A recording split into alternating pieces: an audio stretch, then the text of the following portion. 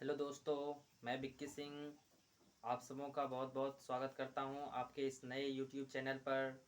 दोस्तों, आज का क्लास जो है क्लास 10th का है। इस क्लास में आपको ट्रायगोनोमेट्री रेशियो का पूरा वीडियो मिलेगा। ये जो वीडियो है मेरा फर्स्ट वीडियो है। इस वीडियो में आप लोगों को बताया जाएगा साइंस चिन्ह मतलब साइंस फार्मूला क्या है, निष्पत्तियाँ क्या है, इसकी फार्मूला को कैसे याद करें। तो गाइस, इस वीडियो को अंत तक पूरा ध्यान से देखिए। आप वीडियो को शुरू करते हैं। देखिए, क्लास 10वीं क्लास 10वीं का जो है एक लेसन है त्रिकोणमितीय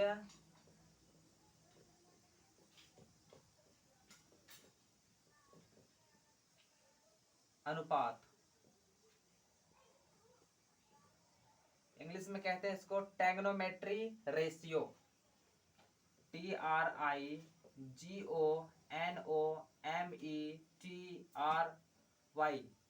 रेशियो RATIO। ठीक है। तो ट्रायगोनोमेट्री रेशियो, इसमें जो है कि रेशियो मतलब अनुपात होता है कि इसमें अनुपात होगा क्या क्या चीज का। ट्रायगोनोमेट्री में 3 चीज का अनुपात होता है। एक होता है लंब, एक होता है आधार और एक होता है कर्ण। इन्हीं 3 चीज का अनुपात होता है। किसी में लंब और आधार का अनुपात रहता है, किसी में लंब और कर्ण का अनुपात होता है, किसी में आधार और कर्ण का अनुपात होता है। इसी प्रकार से होता है। इसको हम निष्पत्ति कहते हैं। और निष्पत्ति हमारे 6 होते हैं। निष्पत्ति हमारे 6 होती है। कौन कौन होते हैं? सो ये इसको देखिए।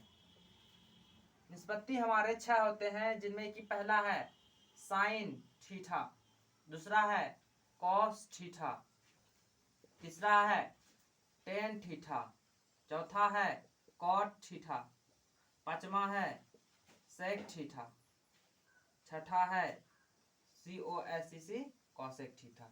तो ये हमारे 6 निष्पत्तियां हैं। इसमें इसका फॉर्मूला होता है, वो देखिएगा। साइन का फॉर्मूला होता है लंब बटे कर्ण, जिसको शॉर्ट में कहते हैं P बटे H। कॉस का फॉर्मूला होता है आधार बटे कर्ण, आधार बटे कर्ण, जिसका फॉर्मूला शॉर्ट में होता है B बाय H। टेन का फॉर्मूला होता है लंब बाय आधार, जिसका शॉर्ट में होता है P बाय B। कॉट का होता है आधार बाय लंब, इसको शॉर्ट में कहते हैं B बाय P। और सेक का होता है कर्ण बाय आधार, जिसको शॉर्ट में कहते हैं H बाय B। और लास्ट है कॉसेक, जिसका होता है कर्ण बाय लंब, इसको शॉर्ट में कहते हैं H बाय P। तो ये हमारे 6 निष्पत्तियां हैं, जिनका फॉर्मूला हम फाइंड कर चुके हैं। तो इस फॉर्मूला को याद करने का एक सिंपल ट्रिक भी है। वो ट्रिक हम आगे बताएंगे। उससे पहले इसके बारे में और कुछ चर्चा करते हैं। तो देखिए यहाँ पे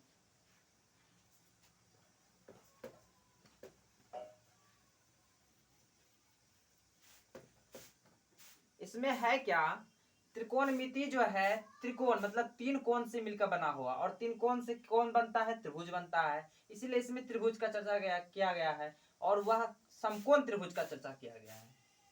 समकोण त्रिभुज का, समकोण त्रिभुज कहते हैं किसको? जिसका एक कोण का मान 90 डिग्री हो, समकोण त्रिभुज कहलाता है। जैसे इसमें मेरा ये कोण 90 है, इसको A मान लेते हैं, इसको B मानते हैं, इसको C मानते हैं। तो angle B is equal to मेरा समकोण है, 90 डिग्री है। तो ये मेरा क्या हो गया? समकोण हो गया। ठीक है। और इसी समकोण में AB को हम परपेंडिकुलर मतलब खड़ा है, इसीलिए AB को हम कहते हैं लंब। और BC जो है मेरा धरातल पर सोया हुआ है, इसीलिए इसको कहते हैं हम आधार। और AC जो है सीढ़ी नुमा बना हुआ है, मतलब सबसे लंबा है ये, तो इसको कहते हैं हम कर्ण। त्रिकोणमिति में ये निष्पत्तियां के आधार पर मेरा कर्ण जो है कभी चेंज नहीं होता है। कर्ण जो है कभी चेंज नहीं होता है, चेंज केवल लंब और आधार होता है। वो कैसे होता है? वो कोण के आधार पे होता है। अगर हमसे पूछ लिया जाए साइन सी, एंगल हमसे सी मांग रहा है, तो हम कैसे निकालेंगे? सी पूछ रहा है तो सी के लिए एंगल क्या हो जाएगा, हम इसको आगे चर्चा करेंगे, लेकिन उससे पहले हम डायरेक्ट फॉर्मूला फाइंड करते हैं। सी के लिए हो जाएगा मेरा लंब बटे कर्ण, मतलब लंब बटे कर्ण फॉर्मूला होता है, और लंब कौन है मेरा? ए बी है, इसीलिए ए बी बटे ए सी हो जाएगा। लेकिन अगर इसी में मेरा साइन ए पूछ लिया, मतलब एंगल को चेंज कर देगा, तो एंगल को चेंज कर देगा, फॉर्मूला तो वही रहेगा लंब बटे कर्ण। लेकिन अब देखिए एंगल ए पूछ रहा है ना, इसीलिए एंगल ए के लिए जो लंब है मेरा बीसी हो गया, एंगल ए के लिए लंब बीसी हो गया, इसीलिए बीसी बटे कर्ण तो चेंज होता ना, इसीलिए एसी रह जाएगा। क्लियर है? अब देखिए इसमें क्या है, एंगल मेरा चेंज होगा तो उसका आंसर भी चेंज होगा, एंगल चेंज होने पर आंसर भी चेंज हो जाएगा। तो कैसे आंसर चेंज होगा वो देखिए ध्यान से। इसमें तो हम जानते हैं कि त्रिभुज इस प्रकार से कुछ खड़ा है, तो इसके सामने वाला जो खड़ा है परपेंडिकुलर उल्लंब होता है, और जो सोया हुआ आधार होता है, और जो मतलब सीढ़ी नुमा है वो कर्ण होता है। लेकिन अगर इसी त्रिभुज को हम इस तरह से कुछ बना दें, इस तरह से बना दें, मतलब इस पार्ट को उठा के ऊपर, सी को ऊपर और बी को जो है यहां पहुंचा दें और ए को नीचे सुला दें, ठीक है? तो अब देखिए इसमें ये तो 90 डिग्री है मेरा। अब देखिए मेरा लंब कौन हो गया? सी बी, मतलब बी सी बोल सकते, जैसे बोलना है। तो मेरा लंब हो गया कौन? सी बी हो गया, और आधार कौन हो गया? A B. मतलब कि इसको हम जैसे रखेंगे उसके अनुसार मेरा लंब और आधार होगा। चेंज कौन होगा? केवल लंब और आधार चेंज होगा, कारण तो सेम ही रह गया। उसी प्रकार से एंगल पे डिपेंड करता है कि कैसे हम उसको चेंज करेंगे। तो देखिए यहां ध्यान से, अगर हमसे पूछ लिया जो जिस एंगल को हमसे पूछा उस एंगल के हम सीधा देखेंगे। एंगल सी है तो सी के हम सीधा देखेंगे, एंगल सी हमसे पूछा तो एंगल सी के सीधा देखेंगे। अगर हमसे पूछ लिया एंगल ए तो एंगल ए के सीधा देखेंगे, और जिसका सीधा देखेंगे वो मेरा लंब होता है। 100% गारंटी देते हैं, जिसके सीधा देखते हैं वो मेरा लंब होता है। जैसे सी का एंगल बोल रहा है तो सी के सीधे वाला लंब हो जाएगा, अगर ए बोल रहा है तो ए के सीधे वाला लंब हो जाएगा। अब हम जानते हैं कि एगो लंब है, ये है, हम अगर इसका लंब निकाल लिए, कर्ण तो हर हमेशा वो फिक्स रहता ही रहता है, लंब और कर्ण हमको मिल गया तो जो बचा वो आधार होगा। क्लियर है? यहां से हम देखिए किस तरह से फाइंड करते हैं।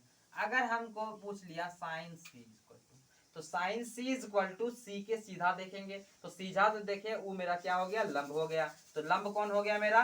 ए बी। इसीलिए साइन का फॉर्मूला होता है लंब बटे कर्ण। तो लंब क्या है मेरा? ए बी है, ए बी बटे कर्ण क्या है मेरा? ए सी, ए बी बटे ए सी। हो गया प्रूव। अब इसी में अगर हमसे पूछ रहा है साइन ए बराबर, साइन ए बराबर, तो साइन ए के लिए भी फॉर्मूला वही रहेगा, लंब बटे कर्ण। लेकिन अब देखिए एंगल कौन सा पूछ रहा है? एंगल ऊपर वाला पूछ रहा है, इसीलिए ऊपर वाला एंगल पूछ रहा है तो नीचे वाला जो है उसके सीधे देखेंगे, तो सीधे जो आया उस पे तीर आया, तो वो मेरा क्या हो जाएगा? अब वो मेरा लंब हो जाएगा, ठीक है? और लंब ये हो गया, कर्ण है तो जो बचा वो मेरा आधार हो जाएगा, इसीलिए लंब बटे कर्ण होता है। तो लंब अब किस कौन हो जाएगा? बीसी हो जाएगा, इसीलिए बीसी बटे एसी। क्लियर है? कोई दिक्कत? चलिए अगला देखिए, इसमें है क्या? इसमें मेरा है, अगर इसमें हमको जो है एंगल सी या ए को थीटा मानने के लिए कह देता है, बोल देगा कि angle C is equal to theta है, तो एंगल सी बोल रहा है तो एंगल सी के सामने हम थीटा लिख देंगे। अब इसी से तुमसे आपसे पूछ लिया जाए कि sine theta is equal to, मतलब कि इस एंगल से लेंगे और इस एंगल के लिए जो सीधा है वो मेरा लंब है और ये कर्ण है और ये मेरा आधार है। कोई दिक्कत नहीं है इसमें।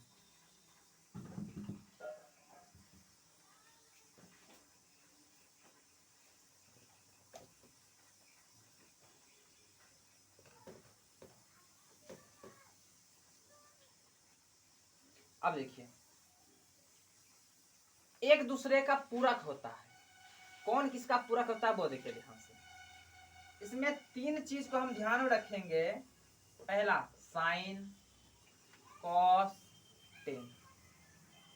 यदि हम इस 3 को याद रखते हैं तो इस 3 से हमें और 3 याद हो सकता है। क्या याद हो सकता है? एक याद हो सकता है हमको COSEC कोसेक थीटा, एक हमको याद हो सकता है सेक थीटा, और एक याद हो सकता है हमको कॉट थीटा। मतलब ये जो है एक दूसरे का अपोजिट होता है, उल्टा होता है। मतलब बोले तो पूरक, एक दूसरे का पूरक होता है। और पूरक कहते हैं किसको? जब दो कोण का योग 90 डिग्री हो तो वह पूरक कहलाता है। जैसे अगर हमसे पूछ लिया कि 60 डिग्री का पूरक क्या होगा, तो हम जानते हैं कि दो कोण का योग 90 होता है तो पूरक होता है। तो एगो एंगल 60 हमको दे दिया है, तो 90 पुराने के लिए कितना की जरूरत है? 30 का, तो हो गया इसका पूरक 30 डिग्री। अगर पूछ लिया हमसे कि बताओ कि 75 का पूरक कितना होगा, तो 75 का पूरक हम बता सकते हैं, क्योंकि 90 हमको पुराना है, तो 90 पुराने के लिए 75 में कितना जोड़ा जाए जो 90 पुर जाए। तो इसमें हम अगर हम 15 जोड़ दें तो नहीं पुर जाएगा 90, इसलिए इसका 75 का पूरा कौन हो जाएगा? 15 हो जाएगा। ठीक है, अब देखिए साइन का अपोजिट कोसेक होता है। मतलब साइन का जो फॉर्मूला होता है, क्या फॉर्मूला होता है साइन का? लंब बटे कर्ण होता है ना, वही फॉर्मूला जो है अपोजिट केवल हो जाएगा। हम बताए हैं कि साइन का अपोजिट कोसेक होता है, इसीलिए इसका फॉर्मूला को भी अपोजिट कर देंगे, मतलब उलट देंगे। तो उलटने पर क्या हो जाएगा? कर्ण बटे लंब, कर्ण बटे लंब। सिंपल हो गया, सिंपल हो गया। हमको क्या कोसेक का याद करना पड़ेगा? नहीं ना, साइन का याद रखेंगे, कॉस का अपने आप याद हो जाएगा। अब देखिए कोसेक का जो है, कॉस का जो है, कॉस का फॉर्मूला क्या होता है? आधार बटे कर्ण होता है ना। और कॉस का अपोजिट सेक होता है, इसीलिए इसको अपोजिट, फॉर्मूला का अपोजिट का मतलब उल्टा देंगे, तो क्या हो जाएगा? कर्ण बटे आधार। आधार क्या हमको सेक का याद करना पड़ा? नहीं ना, कॉस का याद है, अपने आप सेक का याद हो जाएगा। अब देखिए टेन का फॉर्मूला क्या होता है, वो देखिए टेन का फॉर्मूला हमारा होता है लंब बटे आधार, लंब बटे आधार। अब देखिए हम बताएं कि टेन का अपोजिट कौन होता है? कॉट होता है, इसीलिए इसको अपोजिट करते हैं, मतलब आधार बटे लंब। तो हम इस 3 को अगर याद रखते हैं तो इस 3 से हमें 3 याद हो जाता है। क्लियर ही है। तो कहा है कि साइन का अपोजिट होता है कॉस, कॉस का होता है सेक, टेन का कॉट होता है। क्लियर यहां तक में कोई दिक्कत नहीं, आगे चलते हैं।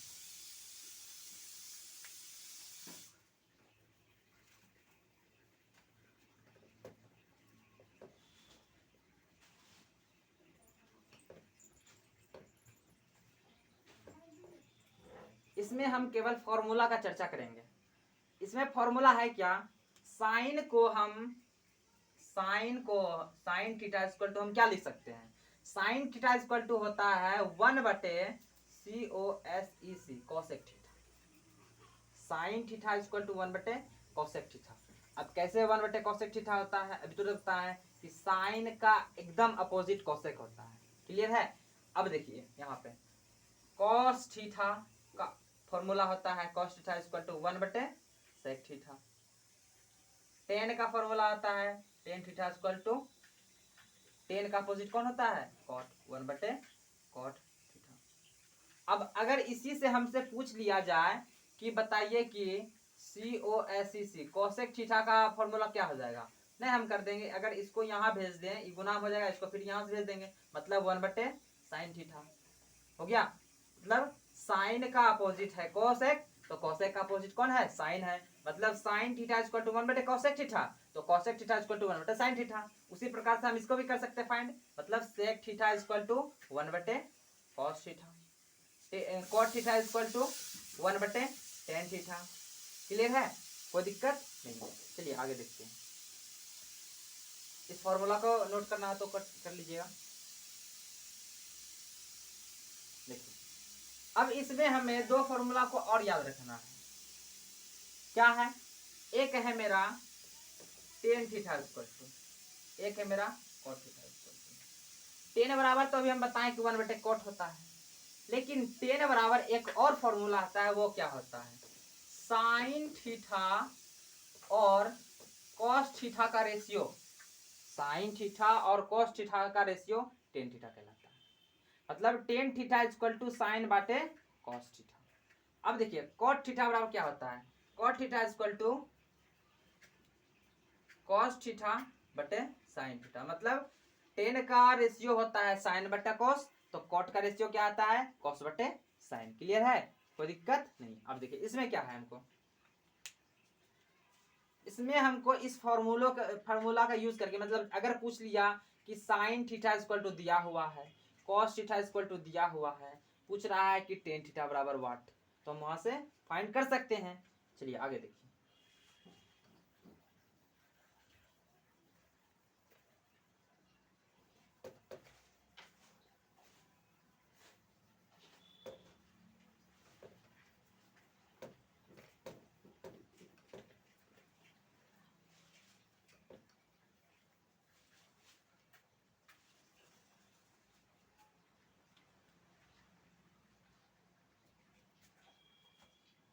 अब इसमें जो है, इसमें हमें कि किसको किस रूप में चेंज करना है उस पर डिपेंड क्वेश्चन है। जैसे देखिए, अगर एक समकोण त्रिभुज दिया हुआ है, उस समकोण त्रिभुज में ए बी सी है समकोण त्रिभुज, उस समकोण त्रिभुज में एंगल बी बराबर 90 डिग्री दिया हुआ है। तो एंगल बी जो दिया है हम 90 मान लिया है ना, तो एंगल बी बराबर 90 डिग्री है। क्लियर है। और कह रहा है कि ए से लेकर सी तक की दूरी 5 सेंटीमीटर है। 5 मान लेते हैं। और कह रहा है ए से बी की दूरी 3 है और बी से सी की दूरी 4 है। ठीक है। और कोण सी बराबर थीटा है। कोण सी बराबर थीटा, या ऐसे दे सकता है कोण ए सी बी बराबर थीटा। मतलब कि जो बीच में आए, इस तीनों के बीच में जो आए वो मेरा थीटा हो गया। अगर ऐसा दिया है ए बी सी, तो बी मेरा थीटा हो जाएगा, लेकिन इसमें भी थीटा होगा नहीं ना। अगर हम बता रहे हैं, अगर पूछ लिया कि बी ए सी थीटा है, तो मतलब ए बराबर थीटा है, मतलब जो बीच में आए वो मेरा एंगल थीटा है। ठीक है। और इसमें बोल दिया कि एंगल सी बराबर थीटा है, तो ज्ञात कीजिए। नीचे दिया गया क्वेश्चन है, तो क्या दिया है क्वेश्चन, पूछ रहा है एक नंबर की साइन थीटा बराबर, दूसरा पूछ रहा है कोस ए बराबर। ठीक है। तो हम कैसे इसको फाइंड करेंगे, तो सबसे पहले हम बताए हैं कि जिस एंगल से पूछा जाए उसके हम सीधा देखेंगे। तो साइन थीटा पहला हमको निकालना, एक नंबर साइन थीटा। तो एंगल क्या है, थीटा है। थीटा त्रिभुज में कहां खोज लेंगे, यहां है। इसका सीधा कहां जाता है, इस पे जाता है। तो इसका सीधा वाला जो है वो मेरा लंब कहलाता है। कर्ण हर हमेशा बदलता नहीं है, लंबा जो भुजा है वो कर्ण होता है, और जो बचा हुआ क्या है, आधार है। तो हम जानते हैं साइन थीटा बराबर फॉर्मूला होता है लंब बटे आधार, लंब बटे आधार। तो लंब का मान कितना है, 3 है। आधा अते सॉरी गलती यहां कर दिए, लंब बटे कर्ण होता है, लंब बटे कर्ण। लंब का मान कितना है मेरा, लंब का मान 3 है, कर्ण का मान कितना है, 5 है। तो sine theta is equal to 3/5 answer हो गया मेरा। इसी प्रकार से अगर हमसे पूछ लिया जाए cos a is equal to, अगर इसी से हमसे पूछ लिया जाए cos a is equal to, तो cos a कैसे मान निकालेंगे,